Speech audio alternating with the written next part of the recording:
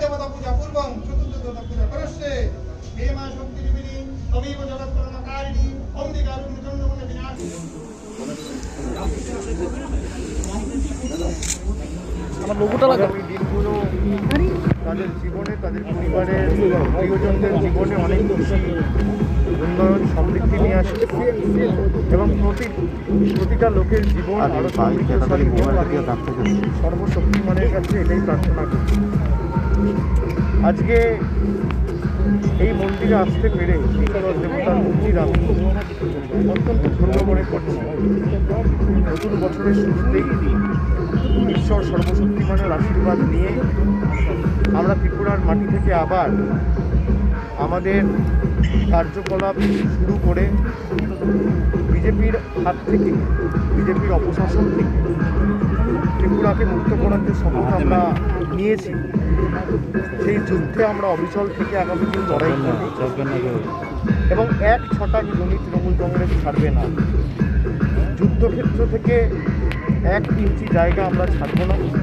আমরা প্রথম দিন যা বলেছি আজও তাই বলছি। সদ্য সমাপ্ত পুরো নির্বাচনে আপনারা ফল দেখেছেন। 3 মাস আগে যে দল কার্যকলাপ শুরু করেছে, 3 মাসের মধ্যে সেখানে নির্বাচন হয়েছে এবং গণতান্ত্রিকভাবে লড়াই করে এত সমস্যা প্রতিকূলতার সম্মুখীন হয়েও আমরা জায়গা ছাড়িনি। আমরা লড়ে যাচ্ছি।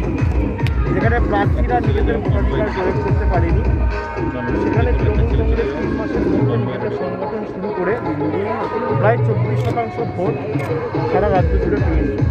আগরতলায় 20%-এর বেশি ভোট আমরা পেয়েছি এবং সেকেন্ড পজিশনে তৃণমূল কংগ্রেস উঠে এসেছে। আমবাসা হোক, তেলিয়ামুড়া হোক, সর্বত্র আপনারা দেখেছেন কোথাও 26%, কোথাও 27% ভোট তৃণমূল কংগ্রেস পেয়েছে 3 মাসে। আর এখন তো 1 বছর সময় আছে। যারা নিজেদেরকে হিন্দু ধর্মের ধারক বাহক বলে দাবি করে, আমি মন্দিরে এসেছি ঈশ্বর সর্বশক্তিমানের আশীর্বাদ নিয়ে কাজ শুরু করতে। আপনি দেখুন কী সমস্যা দিয়েছে। এখানে ডিজের বক্স বাজার, আমাকে জব্দ করতে গিয়ে ভগবানকেও ছাড়ছে। এদের এমন পরিস্থিতি হয়ে গেছে।